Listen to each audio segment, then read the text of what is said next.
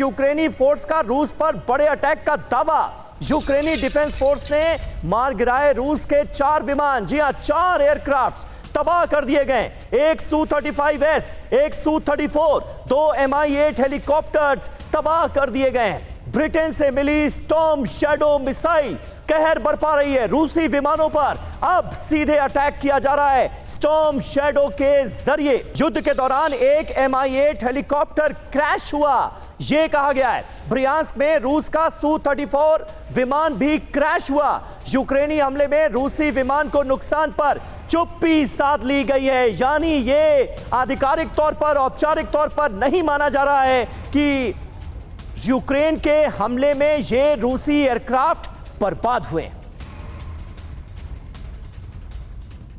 और देखिए अब एक बड़ी खबर, युद्ध में परमाणु हथियार का इस्तेमाल कर सकते हैं पुतिन। जी हां, यूक्रेन में मुश्किल हुई तो रूस के लिए न्यूक्लियर वेपन एक ऑप्शन है, विकल्प है। न्यूक्लियर वॉर पर एस्टोनिया के राष्ट्रपति एलर कैरिस की ये बड़ी चेतावनी सामने आ गई है। पुतिन इस्तेमाल कर सकते हैं सामूहिक विनाश वाले हथियार। न्यूक्लियर अटैक के लिए तैयारी रखें वेस्टर्न कंट्रीज, ये कहा गया है कैरिस की तरफ से। ये बड़ा बयान रूस के इरादों को लेकर वो देते हुए नजर आ रहे हैं।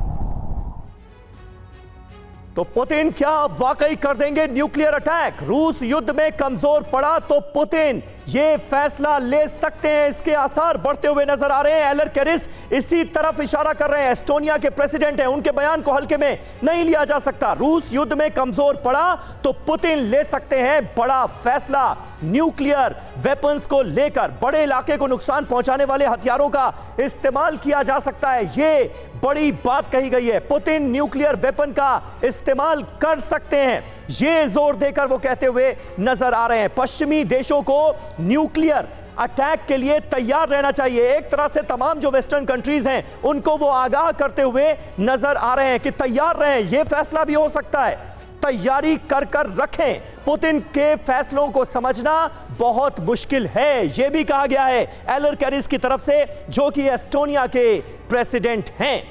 हमारे साथ मुकेश कौशिक साहब मौजूद हैं। मुकेश जी, किस तरह से लिया जाए इस चेतावनी को, इसके क्या मायने, क्या मकसद आपको नजर आता है और क्या वाकई ऐसा मुमकिन है? जो टेम्पलेट उन्होंने बोला है कि अगर रूस कमजोर पड़ा, तो मुझे लगता है कि वो रूस को मानसिक रूप से कमजोर दिखाना चाहते हैं कि वो कमजोर पड़ रहा है। अदरवाइज पुतिन को किसी ने नहीं रोका है न्यूक्लियर बॉम्ब इस्तेमाल करने से। वो तो एक चॉइस है और अंतिम चॉइस है किसी भी राष्ट्राध्यक्ष की या किसी भी राष्ट्र की।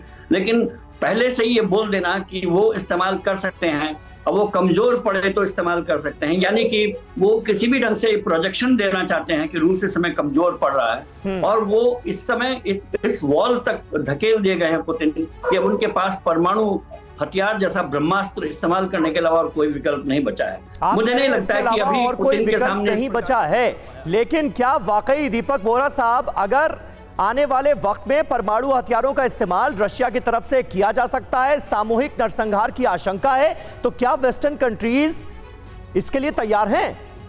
वोरा साहब, मुझे जो लगता है कि पश्चिमी देश जो है, खासतौर से पश्चिमी मीडिया और अब एस्टोनिया के राष्ट्रपति ने जो कहा है, वो दिखाने की कोशिश कर रहे हैं कि पुतिन साहब का मानसिक संतुलन खत्म हो चुका है।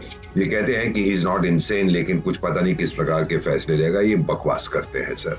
न्यूक्लियर वेपन अगर यूज हुआ, दैट इज द एंड। फिर वो थर्ड वर्ल्ड वॉर नहीं है, वो फाइनल वर्ल्ड वॉर है। तो ये सब चीजें जो कहती हैं, छोटा सा पिस्सू सा देश जिसकी 250 की फौज है, एस्टोनिया, मैं तो वहां रहा हूँ, आपका राजदूत रहा हूँ, जो कि इस तरह की बातें करते हैं, इस पे ज्यादा अहमियत मत दीजिए। दूसरा, आपने स्टॉर्म शैडो की अभी बात की है, जहां तक मेरी जानकारी है, जनरल बख्शी साहब, ऑगस्टीन साहब मुझसे कहीं ज्यादा जानते हैं, ये तो क्रूज मिसाइल है। इनके साथ हवाई जहाज नहीं मेरा ख्याल गिराए जा सकते। ये तो सरफेस टू सरफेस मिसाइल होती है, हवाई जहाज से इसको लॉन्च किया जाता है और ये टारगेट पे जाके इम्पैक्ट करती है, प्रिसीजन टारगेट पर ये 250 किलोमीटर की रेंज, क्या मतलब है सर? ये 250 किलोमीटर के बाद वो वापस आ जाएगी? मुझे नहीं लगता। This is total nonsense. और अभी ज़ेलेंस्की साहब में पहुंच गए हैं सर। एक चीज मुझे नजर आ रही है, बख्शी साहब, ऑगस्टीन साहब और मुकेश साहब, इस जंग में एटीट्यूड्स बिल्कुल बदल चुके हैं, इतिहास सब भूल चुके हैं। सबसे ज्यादा तबाही यूक्रेन को हुई थी सेकेंड वर्ल्ड वॉर में। कई हजार मिलियन कई लाख उसके सिपाही मार दिए थे बिल्कुल, नाजी बिल्कुल। जर्मनी। अब वो जाके कहता है जर्मनी तो हमेशा से हमारा दोस्त है। वो इतिहास भूल गया है तू क्या, सर्कस के जोकर?